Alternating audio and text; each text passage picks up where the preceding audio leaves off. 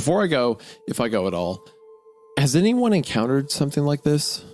Does any of those taxidermy creatures ring a bell? I know it's a shot in the dark, but if you have any ideas, I'd like to hear them. End of part 1. You know what's the scariest part of the story, Isaiah? What? This is eerily similar to a story, like to an experience I had when I was a child. When I was a kid, I had this Mark Maguire got milk poster on my door, and I could have swore one day he like flexed and winked at me, and it scared the fuck out of me. And I had to have my mom come in and take the poster off my wall, off the back of my door, and it makes me think of that. What?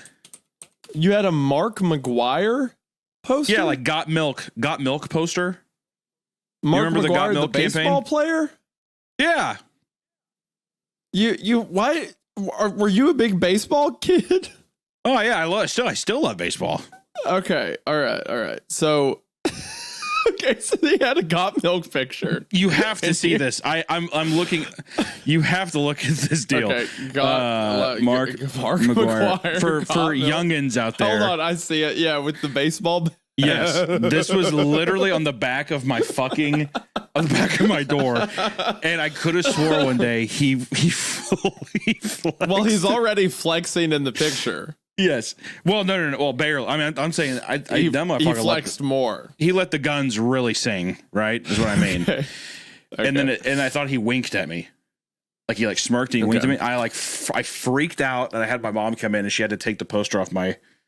I had to take the poster off my door. So when he's like, oh, the painting came to life, I was like, this is if Mark Maguire steps back from behind this tree and he has a baseball bat and he crawls through, I'm like, you know how fucking horrifying that'd be? Or even if it's like, yeah, there's a got milk poster and then Mark Maguire crawls through that. Basically, just I'm wanting the antagonist of the story, or I'm going to just picture the antagonist being Mark Maguire, I guess is what I'm saying. Yeah. Okay, so I was gonna say I really like the writing style. It's great. This is great. And to get off the Mark Maguire thing, I apologize. I thought I'm brain dead. I don't know what I'm supposed to tell you. I wanted to stay and finish it, but he didn't want me alone with the painting. It's fair enough, I think. On the way out, I asked to spread fresh salts along the stairs and sheepishly told him why. He made fun of me for believing superstitious bullshit, but let me do it. Okay. Honestly, I'm glad. Do what? I just said, okay. It's like you went into a fucking painting world. Yeah, I guess that's okay if you want to put your precious salt down. It's like, what the fuck, man? Oh, you know what I mean? Is that kind of weird? Yeah, you saw the 7 foot tall thin guy that was echoing and it made your bones feel loose. Yeah, go ahead and put your salt down there. It's like, okay, man. All right, Kurt, cool. Oh, what? You believe in ghosts or something? But this guy believes in angels too. What a loser. What a fucking idiot. This guy's an idiot. Anyways, I'm going to crawl back through that painting where my bones feel like marshmallows. I'll be right back. Do you hear that? Unspeakable paint demon? This guy believes in ghosts. Yeah, exactly. Silly like, man. Yeah, all right. Salt circle it is. That's a funny kind of guy who like sees something supernatural and he's like, what do you want me to do? Let's go in. And he's immediately like exploring. But then he hears about something that's like adjacent, if not more believable. And he's like, okay, yeah. You believe in spirits. Dude, you believe in anything, don't you? As he's crawling through a painting. Anyway. Yeah, he's yelling this from the painting world. You're really good at scenarios of like adult men like trying to coerce young men into doing dangerous things. Is this like related to anything that you had growing up? Anything you want to talk about? This is legitimately the nightmare I had. I when I'm telling you, I had to take the milk poster off my wall. Because it was on the back of my door, so I'd look at it. Why did you have it there in the first place? Because I like Mark Maguire. He was hitting tons of home runs. He was a great player, great hitter. So I was like sitting there, but then it's just him with his arm out, and I just kept like looking at it, like like the little kid in The Shining. He's like sits there and his Danny, he like his eyes are open and he like shakes when he's like using the Shining ability. It was like that, except it was me thinking that like Mark Maguire was gonna crawl through the fucking poster and be like, "Come on, this is a hypodermic needle. He's like flicking the tip of the needle. You know, yeah, do you no think air bubbles. Yeah, do you think that maybe you had a different man in your life come through your window and try to coerce you to something, and now your brain's just filled it in as the Got Milk poster that was on your wall? Yeah, Mark Maguire asking you to do testosterone. Is that like indicative of something? Yeah, it was Sammy Sosa crawling through my window every night, and he was the one who was actually visiting me, and I put it all on Mark. Sammy Sosa, and Jason Giambi used to crawl through my. You are making up words. Are these all? These are all players that it's You know what? It's okay. There's gonna be like one guy who's like, hell yeah, dude. Yeah, there's gonna be one other 39-year-old man like, yeah, brother, that's awesome. Yeah, also, exactly. Sitting on his couch, hitting a bong, eating chips for the 4th time this week, and still like doing this Hunter steroids. guy gets me. He's like my best friend. This guy gets me, and he's still doing steroids too. And he's still doing. That's actually steroids. That's such a power move. If a guy's just like a fat piece of shit, and he's like ripping bong hits, you know. But he also shoots up roids. He's just like, guess what? Bull testosterone time, and fucking jabs it in his arm. Oh, I'm huge. I'm big. Is what he says. I'm huge. Anyways, part 3. I sense deception here. Maybe an omission. Maybe an outright lie. I couldn't tell and didn't have the presence of mind to pin him down on it. Instead, I angrily blurted, "Why'd you tell me she worked for the circus?" "She did. The house is the circus." "What?" So I... Oh, well, he's being... He like Kurt's being cute. Yeah, he's being like, cute. She did. That house is a circus. Yeah, it's like, well, you're full of bugs now, idiot. You're full of giant glass worm bugs. Take and me I'm to the standing here in a painting. hazmat suit. Why don't I shoot you in the head and then burn that house down? That sounds like the best outcome for any of us. Well, at least I don't put salt circles on the floor. Okay, all right. Well, yeah. Big talk coming from the guy who probably killed his wife and needs me to think it's a suicide. So. No, at least I don't. Never mind. Okay, you hear that? You hear that? That's the worms in your skin. Yeah. Idiot. I think there's How's it feel, butterflies worm growing face? in my brain. What's that? Sorry, I couldn't hear you over the worms in your mouth. I hate you. Yeah, that's the honest reaction. that's the actual honest reaction between it. I don't like you a lot. I'm glad this is happening to you. Yeah, worms. So she has copper eyes. She's pale, mess of black hair. For one, I don't know what the story's like. That's a bad thing. Sounds like my type. But then she touches him and says she gets a warm complexion. Her eyes brighten and her hair smooth. So like she touches life? him and gets like yossified. Like, yeah, exactly. It's like she gets just like a Chinese Snapchat filter like goes over her or something like that. She's like, "Oh, you're the only one allowed in now." Yeah. I'm guessing because she has been devoid of life, I'm guessing from being in the painting. And now she is back, and then she touches life. I don't fucking know. I'm sure it'll explain more, but still, I'm glad you're lost because I was like, I have no idea what the fuck is happening right now. Okay.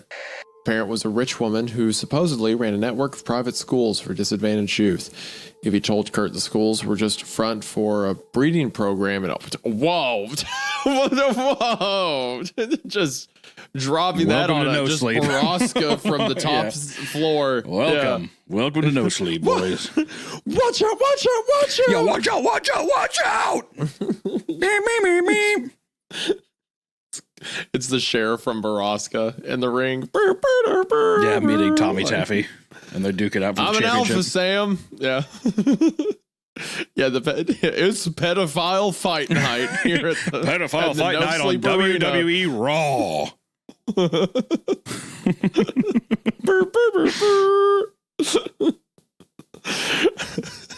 Which goes that joke goes full circle because it goes back to your Randy Savage. Oh yeah, that dude just comes in with a chair, just beats it over the back of his head. That's the wrong answer, brother. Yes. Oh man. It's funny to imagine that she's like, well, we were in the breeding programs. Do you want me to tell you about it? And then Hunter's just like talking to this woman, and in his mind's like, well, I would just be, well, she'd be saying all this stuff. It's like, it's different planes of existence. And then I look at her and I'm like, I have like glasses on. I take them off and I'm just like, but what of the clowns? No, you have a clown nose on, and anytime that she says Go something on. traumatic, you honk it. Yeah.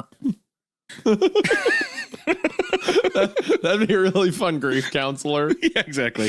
Like a girl like, and I never saw my dad after that. My father, he drank, and I just think that he'd come home and he hit me. Go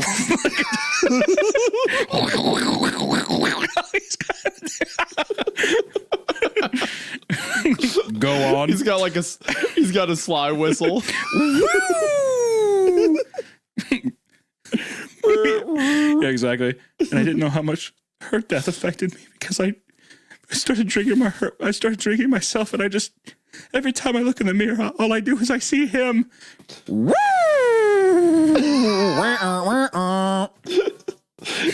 That must have been hard for you.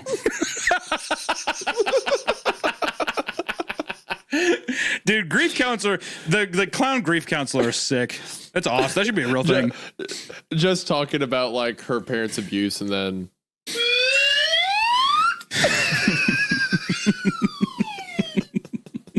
when it's a good thing, it goes up, and when it's a bad thing, you go down. But then I met Kyle. He's got like blue hair off both sides of his head, and when he gets happy, it goes up. When he gets sad, it goes down. He has a bunch of theater masks that he puts on for happy and sad faces and stuff. My name's Chim Chim, the grief counselor. Please come in. My name's Boingo McBoingerton, the grief counselor. Last time you said Chim Chim in a story was related to a monkey. So now imagine he also has like a chimpanzee. Yeah, exactly. Mr. Banana, would you mind giving us our file? That's what. It's like Patch Adams, but like the way the movie depicted him. Just like, oh, yeah, Robin Williams. Oh. Your parents took advantage of you. Good morning, domestic abuse. You're free, Jeannie.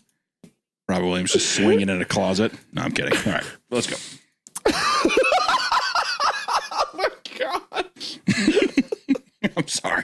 God, I still cannot get over the fact that Robin Williams, he killed himself, and then people were posting images of Genie with Aladdin saying, "You're free, Genie." That is actually insane to me. Is that a thing people did? Oh, dude. All over. You're free now, man. Genie. It's like, what are you talking about? The guy, like, this is not, it's not like he was fucking battling. I don't know. It's whatever. I thought that was insane.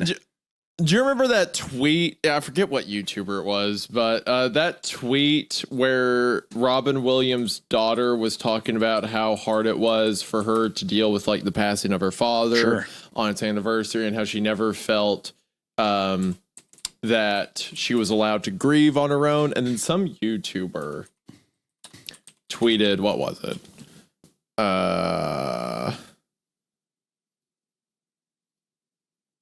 Someone, I forget who it was, but some YouTuber replied with a meme that said, "Calm thy tits."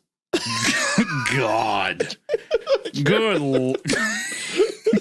I swear this happened. Was it Bozo McBoisington with his chimp deal? Yeah, with his Mr. Bananas. Calm thy tits. Yeah.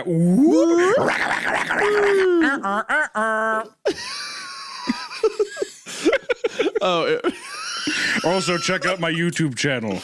I do 6-hour documentaries on celebrities' deaths. So feel free to do that. Evie told Kurt all about circuses basically from day one. Circus is a locus. I'm sorry. It's hard to get back into it. Can you get it together? I'm sorry. I need to. God, okay. I'm actually okay. A proper circus acts as a cage. But like all cages, the bars rust and the locks break if you aren't careful. That was why Evie left him. her guardian, old now, on her deathbed, ordered her to take care of the circus. Kurt was flabbergasted. What kind of horror story, fairy tale, MK Ultra shit was this? I feel like Mother Horse-Eyes just like zipped by in an airplane. Yeah. Hello, real quick, because I read that. Yeah. Flesh in her faces. Yeah. That's. Evie claimed they. Thank you, Doctor. Thank you, Doctor. And Chim.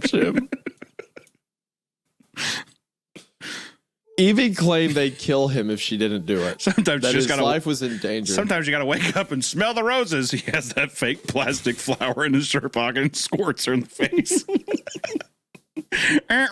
Just kidding. Go ahead.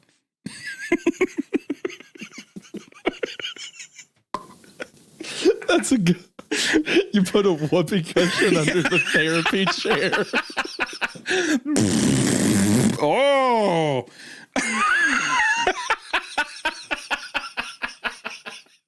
This coming from a grief counselor would be so funny. Here, have a seat. Oh, excuse you.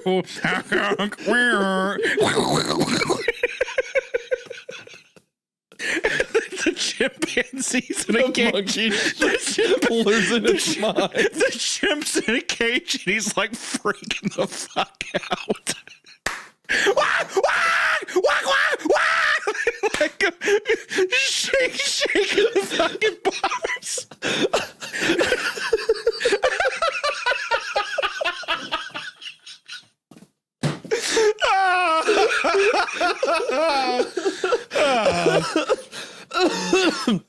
And meanwhile,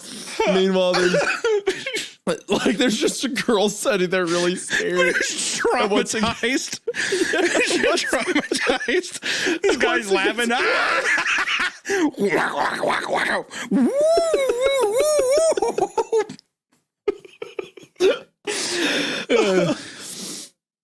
And once it gets quiet, she's just like, so I still haven't heard from my dad. Yeah.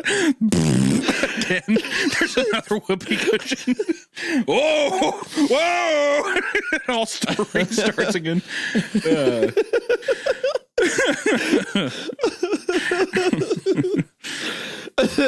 After that second one's like, well, it looks like that's all the time we have for today. Yeah, he like cuts off as soon as the time hits. He's like, so actually, we I guess we'll just schedule for next Thursday. Get out. Yeah. Thank you so much for coming in, Rebecca. The monkey chills out too. Like at the exact actually just immediately falls asleep.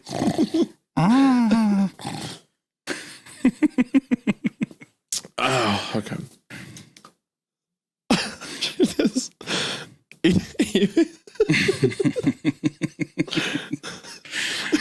That whoopee cushion thing just that really got me. It was really good. That got me really good.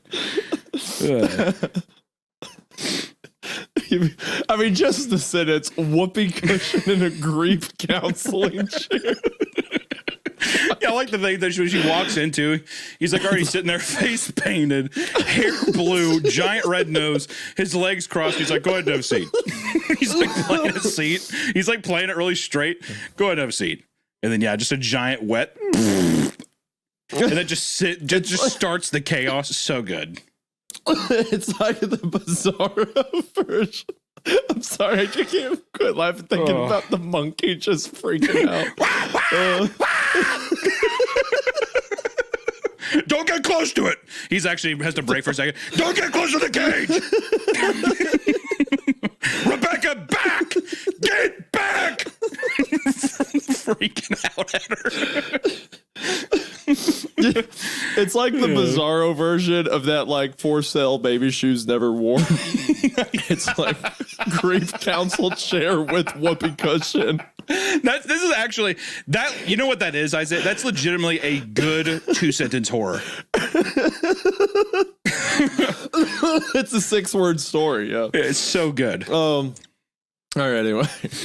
And also, thank you to all of our audio listeners who are listening right now over the airwaves on Spotify and Apple Podcasts. We appreciate you. Be sure to give us a nice rating. It helps us out. But until next time, everyone, we will see you in the next one. Stay creeped. Bye-bye. Stay creeped, and if someone convinces you to once again run a breeding operation, that's crazy, and sacrifice a bunch of kids to open up something called a circus, don't. Thank you for watching. Bye.